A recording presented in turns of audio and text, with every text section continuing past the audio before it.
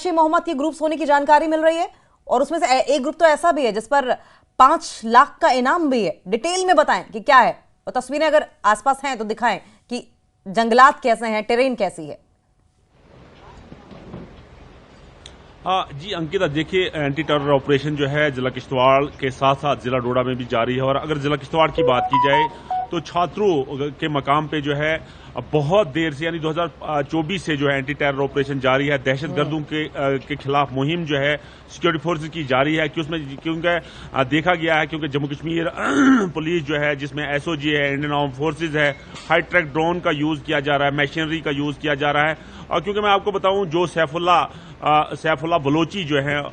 जब 3 टेररिस्ट को security force ने मार गिराया था छात्रों नाइदगाम के इलाके में, उसके बाद जो है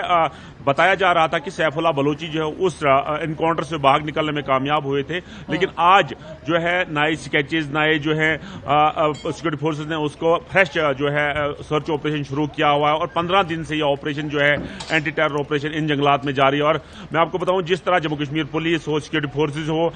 उन गारों में जा रही है, उन केव्स में जाके जो है पिन पॉइंट करने की कोशिश कर रही है उन टेररिस्ट को। क्योंकि मैं आपको बताऊं 2026 आने से पहले ही सिक्योरिटी फोर्सेज चाहती है कि एक बड़ी कामयाबी हो। और मैं आपको बताऊं कि जरूर डेंस फॉरेस्ट जरूर है, नेचुरल केव जरूर है, हिली टरेन जरूर है, क्योंकि चाहे नाइदगाम का इलाका हो, गुरीनाला का इलाका हो, या मैं आपको बताऊं कैशवान वही इलाका है जहां 2024 में एक आर्म्ड फोर्सेस का जवान जो है शहीद हुआ था, जो हिमाचल से ताल्लुक रखता था। लेकिन उसके बाद जो है जिस किस्म का सिक्योरिटी फोर्सेस ने इस एरिया जात में किया हुआ है और जॉइंट ऑपरेशन चला हुआ है, उसमें पाडर है, गूल है, कैशवान है, नाइदगाम है, गुरीनाला है, सिंहपुरा है, या बहुत सारे इलाका जात हैं जहां सिक्योरिटी फोर्सेज अब उन जगहों पे जा रही है जहां हाइड आउट हो सकते हैं। और बर्फ पड़ने से पहले ही जो है इन टेररिस्ट को सिक्योरिटी फोर्सेज न्यूट्रलाइज कर सकती है। जी हाँ। फिरदौस, आप सैफुल्ला बलूची का जिक्र कर रहे थे, अगर प्रेजेंट सिनेरियो में कॉन्टेक्स्ट को लेते हुए आप एक्सप्लेन कर पाए तो हम ज्यादा अच्छे से समझ पाएंगे कि क्या चल रहा है वहां पर, और क्यों सिक्योरिटी फोर्सेस इस तरीके से रह रहकर 24 घंटे कई बार एक साथ कई जगहों पर सर्च ऑपरेशन चला रही हैं। जी अंकिता, देखिए सिक्योरिटी फोर्सेस कोई रिस्क नहीं लेना चाहती है, क्योंकि टफ टेरेन है, डेंस फॉरेस्ट है, नेचुरल केव्स हैं। और क्योंकि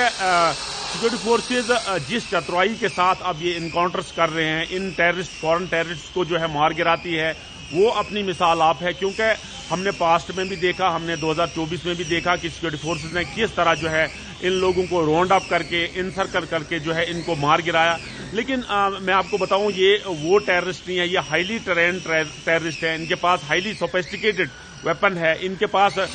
जो 2024 का इनकाउंटर हुआ था उसमें हमने M4 राइफल देखी थी, उसमें हमने AK-46 राइफल देखी थी, AK-47 राइफल देखी थी। तो सिक्योरिटी फोर्सेज कोई रिस्क ऐसा नहीं लेना चाहती, क्योंकि ये बचे खींचे टेररिस्ट हैं। ये जो है इनको मार गिराना सिक्योरिटी फोर्सेज के लिए बड़ा काम नहीं है। लेकिन सिक्योरिटी फोर्सेज जो पॉपुलेशन है नियर बाई जो एरिया है उसको भी जो है सिक्योरिटी फोर्सेज प्रिकॉशंस लेते हुए कोई सिविलियन कैजुअलिटी ना हो, सिक्योरिटी फोर्सेज का कोई नुकसान ना हो, इन चीजों को मद्देनजर रखते हुए सिक्योरिटी फोर्सेज जो है ऑपरेशन लॉन्च करती है, डेंस फॉरेस्ट में जाती है, नेचुरल केव्स में जाती है, और उसके बाद जो है इन टेररिस्ट को जो है बाहर निकाल के चैलेंज करती है, और उसके बाद जो है इनकाउंटर होता है और सिक्योरिटी फोर्सेज जो है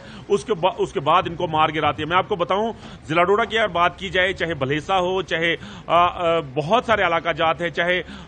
डोडा के साजान का एरिया हो, या बहुत सारे इलाका जात है जहां बहुत सारे इनकाउंटर्स, अभी तक दर्जनों इनकाउंटर्स हुए, जिसमें सिक्योरिटी फोर्स को बहुत ज्यादा कामयाबियों का सामना भी करना पड़ा। लेकिन आज का चैलेंज जो है वो इस किस्म का है, अब जैसे वेदर फोरकास्ट ने रिपोर्ट किया हुआ है कि बहुत जल्दी जो है यहाँ बर्फ आने वाली है, और बर्फ से पहले ही जो सिक्योरिटी फोर्सेज, क्योंकि अब ऐसा लग रहा है कि सिक्योरिटी फोर्सेज जो है